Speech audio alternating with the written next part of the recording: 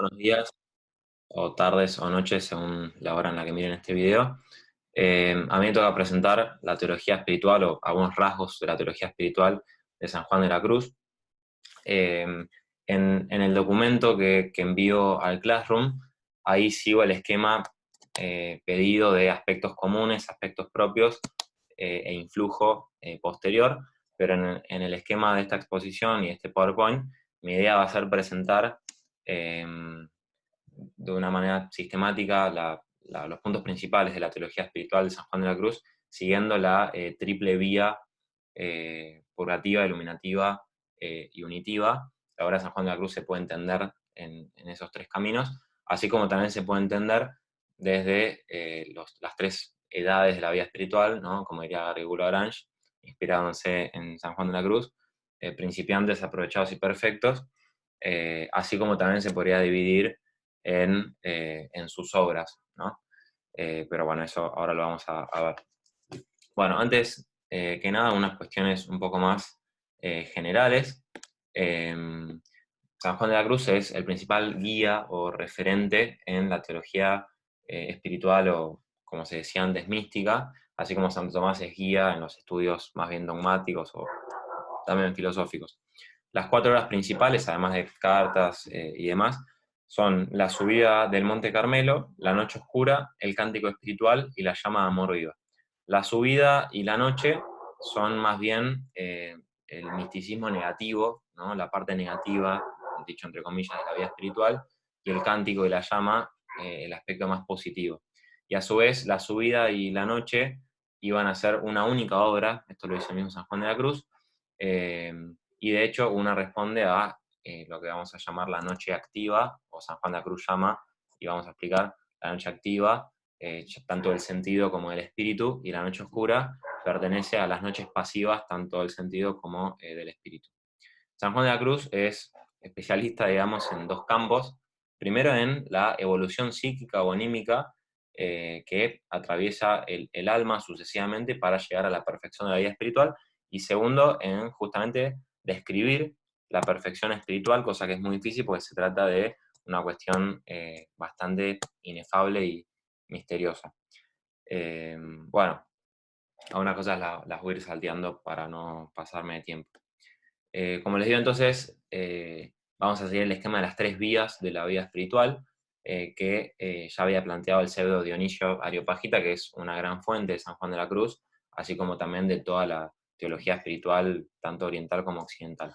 Estas 3 vías se pueden entender de manera simultánea, contemporánea y sucesiva, como de hecho lo hace San Juan de la Cruz, pero dejamos esto un poco de lado y entramos de lleno a la primera vía, la purgativa, que corresponde a las personas que ya entran y salen de la vía de la gracia, son medio inestables, son los principiantes. Ya si no hay vía de la gracia estamos más acá de todo el proceso que vamos a explicar, pero una vez que se entra a la vía de la gracia es de suyo mística porque busca, no busca otra cosa sino la unión con Dios. Bueno, y una persona de este estilo que se determina a seguir a Dios necesita purificarse de los restos evidentes de sus pecados, veniales, mortales, más explícitos, más implícitos. Esto es lo que se conoce como purificación del sentido, que es acomodar la vida del sujeto al orden de la razón. Es una etapa crítica de grandes cambios, luces y sombras, tempestades, mucha acomodación interior y exterior, y el sujeto tiene que desprenderse afectivamente de, el mundo para poder concentrar su mirada y su afecto solamente en Dios. Aquí es donde aparece el tema muy de San Juan de la Cruz, que es la noche oscura, en este caso del sentido, que es una etapa de pasaje entre la acción de la gracia o luz divina que reforma la conducta, como les digo, sobre todo en sus aspectos exteriores, para una acción más interior, más profunda, más divina, que llega hasta las potencias espirituales o la dimensión más profunda de la persona humana y no simplemente a sus aspectos más exteriores. Pero bueno, esto va a ser la próxima vía.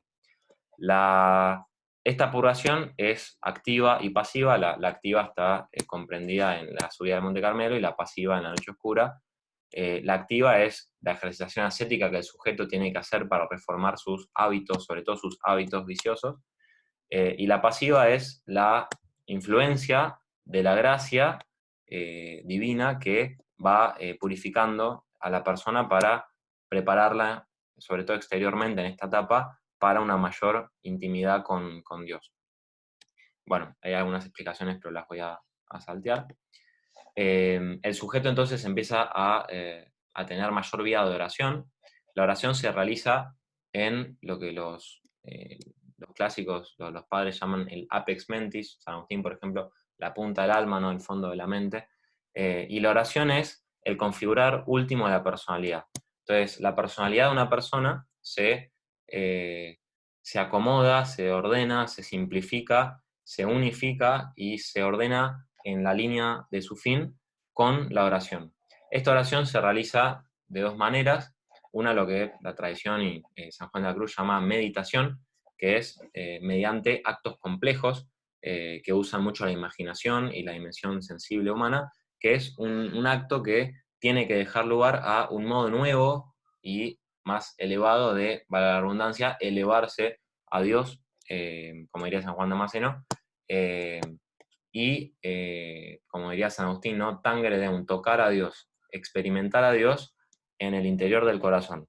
Y esto se hace mediante la contemplación ya propia de alguien más avanzado en la vida espiritual. Una contemplación que es distinta a la metafísica y que, además, a pesar de ser esencialmente intelectual, es un acto de la inteligencia, supone un afecto ordenado y por eso empieza y termina en el afecto.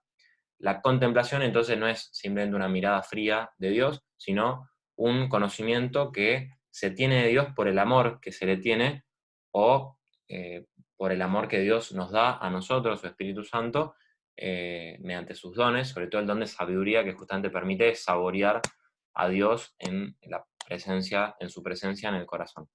Es la manera más elevada que tenemos de acceder a Dios.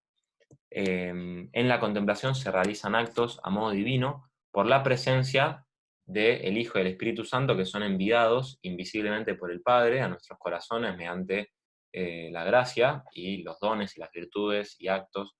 Y entonces la contemplación es, de alguna manera, la misma presencia del Hijo como palabra que expira amor, no una palabra simplemente indiferente a lo afectivo, sino que excita lo afectivo, que redunda en lo afectivo y que lo afectivo causa este conocimiento de las divinas personas en el interior de la persona que va creciendo en su vida espiritual.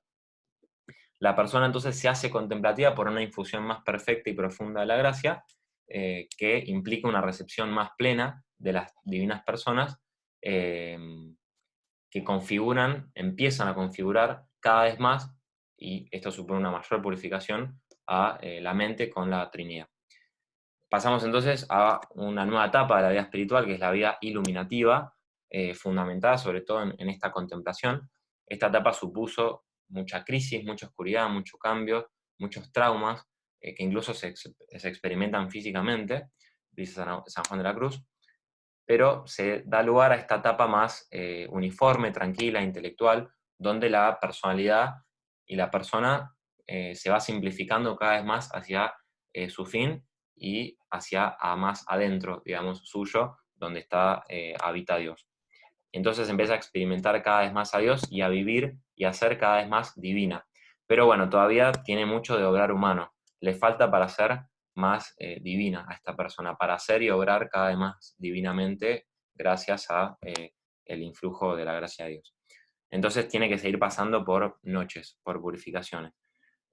Acá entonces aparece la noche oscura del espíritu, que es principalmente pasiva porque va a la raíz del alma, toca el ser de la persona, preparando un contacto mucho más íntimo con las divinas personas, y esto es algo que solo Dios puede hacer gratuitamente y por amor y con las personas que quiera, pero bueno, hay cierto aspecto activo que consiste en esta dimensión espiritual de la persona, desapegarnos de todas las ideas desordenadas que en lo que se refiere a Dios, como vimos con el profesor en Introducción al Misterio de Dios, son todas. No hay ninguna idea, ninguna especie, ninguna criatura que se adecue perfectamente a la realidad divina. Lo único que se adecua a la misma esencia de Dios es Dios mismo, y en todo caso la especie que es, si se puede llamar así, su verbo, si se puede llamar especie, digo, pero que en esta vida no se nos puede hacer presente porque si no ya estaríamos en el cielo.